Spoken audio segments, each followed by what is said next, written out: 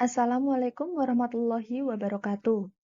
Puji dan syukur kita panjatkan kepada Allah Subhanahu wa Ta'ala karena telah memberikan hidayah serta rahmatnya sehingga kita dapat berkumpul pada hari ini.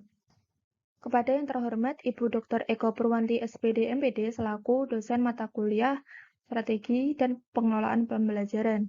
Di sini kami dari kelompok 6 ingin mempresentasikan mengenai konsep desain pembelajaran inovatif. Sebelum memulai presentasi, kami akan memperkenalkan anggota kami terlebih dahulu. Yang pertama ada Margareta Niken Febriana dengan NIM 14014211085. Yang kedua ada Erika Septiana Rustianti dengan NIM 14014211102. Yang ketiga ada Erika Salsabila Aurelia dengan NIM 14014211110. Kita akan mempelajari beberapa materi. Nah, sudah terlihat peta konsep yang akan kita bahas. Kemudian, yang pertama kita akan membahas mengenai pengertian konsep. Konsep merupakan jenis medium info atau suatu refleksi yang menjadi objek perhatian kesadaran kita. Nah, konsep ini adalah kegiatan merumuskan dalam pikiran dan digolongkan. Menurut sisi subjek, konsep adalah isi kegiatan atau apa yang di dalam konsep tersebut. Konsep bersifat universal, yaitu di dalam konsep secara univok dan distributif.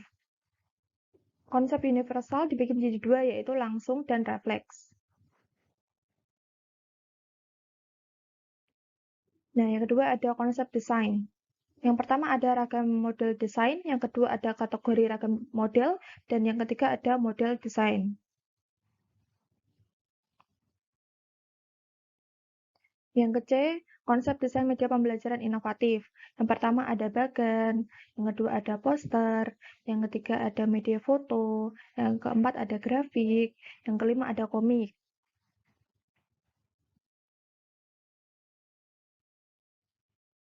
Nah, yang kedua, dasar desain pembelajaran inovatif.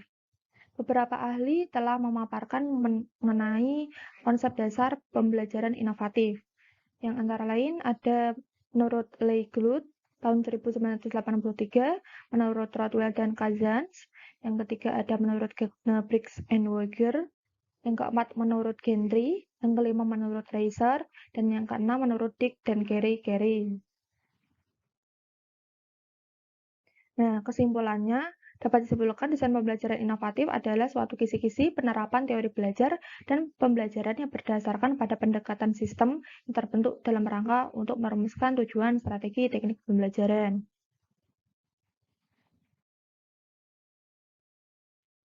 Nah, di sini ada beberapa komponen dalam desain pembelajaran inovatif. Yang pertama ada pembelajar, yang kedua ada tujuan pembelajaran, yang ketiga ada analisis, yang keempat ada strategi, yang kelima ada bahan ajar, yang terakhir ada nilaian belajar. F. Teori desain pembelajaran inovatif. Terdapat 3 teori pembelajaran. Yang pertama ada teori behaviorisme yang merupakan teori belajar yang lebih menekankan pada tingkah laku manusia yang memandang individu sebagai makhluk reaktif yang memberikan respon terhadap lingkungan. Yang kedua ada teori kognitivisme yang merupakan teori belajar yang menyatakan bahwa perubahan persepsi dan pemahaman setiap orang tercipta setelah terbentuk suatu pengalaman dan pengetahuan di dalam dirinya. Yang ketiga ada teori konstruktivisme yang merupakan teori belajar yang menyatakan bahwa belajar melibatkan konstruksi pengetahuan saat pengalaman baru dimaknai oleh pengalaman terdahulu atau pengalaman lama.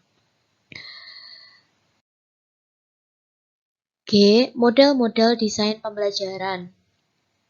Yang pertama, ada model Dick dan Carey, model yang berdasar pada penggunaan pendekatan sistem komponen dasar dari desain sistem pembelajaran yang terdiri atas analisis, desain, pengembangan, implementasi, dan evaluasi yang perlu dilakukan untuk membuat rancangan aktivitas pembelajaran yang lebih besar.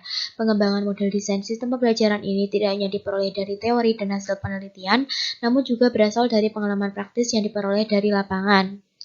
Pada masing-masing model, terdapat beberapa langkah dan komponen utama model desain yang sudah terdapat dalam layar PPT. Yang kedua, ada model Azure. Model Azure lebih fokus pada perencanaan pembelajaran yang berguna dalam situasi belajar di kelas secara aktual. Yang ketiga, Ketiga, ada model Gerald, Ekem, dan kawan-kawan. Model ini berbentuk lingkaran atau cycle yang menggambarkan terjadinya proses kontinu dalam penerapan desain sistem pembelajaran. Yang keempat, ada model Smith dan Ragan. Model pembelajaran ini populer di kalangan mahasiswa dan profesional yang cenderung mengimplementasikan teori belajar kognitif. Hampir seluruh langkah pembelajaran model desain ini lebih fokus terhadap perancangan terhadap strategi pembelajaran. Yang kelima, ada model AD. Model AD merupakan model desain pembelajaran inovatif yang memperlihatkan tahapan dasar desain sistem pembelajaran sederhana yang mudah dipelajari. Model ini diterapkan secara sistematik dan sistemik agar tercipta suatu program belajar yang efektif, efisien, dan menarik. 5 fase atau tahapan utamanya terkait analisis, design, development, implementation, dan evaluation. Yang terakhir, ada model front-end system design. Model front-end system design berkaitan erat dengan pengembangan bahan ajar yang dapat digunakan dalam penyelenggaraan sistem pendidikan jarak jauh. SPJJ ini berdirikan pada terpisahnya instruktur dan tutor dengan peserta didik secara fisik sehingga Perkembangan desain pembelajaran inovatif. Tahun 1657, buku bergambar. Pada pertengahan abad 20, pembelajaran dengan audiovisual. Pada tahun 1950, anggapan bahwa audiovisual hanyalah pembawa pesan. Pada tahun 1960, diciptakannya media yang dapat mengubah tingkah laku peserta didik sebagai hasil proses pembelajaran. Dan pada tahun 1965 sampai dengan 1970, pendekatan sistem approach.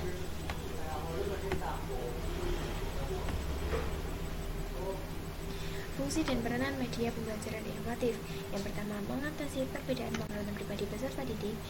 Yang kedua, mengatasi batas-batas ruang kelas. Yang ketiga, mengatasi kesulitan apabila suatu benda yang diamati terlalu kecil, dan sebagainya. Dan selanjutnya adalah I. Landasan teoritis pemilihan media. Anderson pada tahun 1976 mengungkapkan adanya dua pendekatan atau model dalam proses pemilihan media pembelajaran, yaitu model pemilihan tertutup dan model pemilihan terbuka. Prosedur memilih media, sebagaimana yang dikemukakan oleh Arif S. Sadiman pada tahun 1956, ada 3 model yang dapat dijadikan prosedur dalam pemilihan media yang akan digunakan, yakni 1 model flowchart, 2 model matriks, dan yang ketiga ada model checklist. Langkah dalam pemilihan dalam penentuan jenis penonton media yaitu 1. Menentukan apakah pesan yang akan kita sampaikan melalui media termasuk pesan pembelajaran atau hanya sekedar informasi umum atau hiburan.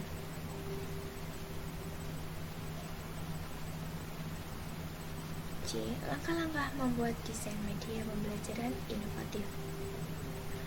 1. Menganalisis keperluan dan karakteristik peserta didik. Yang kedua, merumuskan tujuan instruksional dan operasional. Yang ketiga, merumuskan butir-butir materi secara terinci.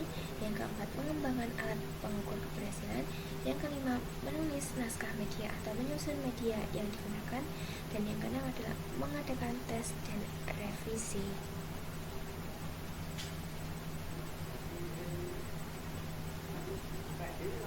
Kesimpulan dari materi yang kita bahas kali ini yaitu desain pembelajaran inovatif adalah suatu kisi-kisi penerapan teori belajar dan pembelajaran berlandaskan pada pendekatan sistem yang dibentuk dalam rangka untuk merumuskan pembelajaran, terdiri atas pembelajaran, strategi, tujuan, bahan ajar, analisis, dan penilaian. Model desain pembelajaran antara lain model Dick and Carey, model Azure, model Gerald, Ekem, dan kawan-kawan, model Smith dan Ragan, model ADI, model front-end system design. Langkah-langkah membuat desain media pembelajaran inovatif adalah menganalisis keperluan dan karakteristik peserta didik, merumuskan tujuan instruksional dan operasional, merumuskan butiran-butiran materi secara terinci, mengembangkan alat pengukur keberhasilan, menulis naskah media atau menyusun media yang dapat digunakan mengadakan tes dan revisi. Demikian yang dapat kelompok kami sampaikan. Mohon maaf apabila ada kesalahan kata. Terima kasih atas perhatiannya. Akhir kata, wassalamualaikum warahmatullahi wabarakatuh.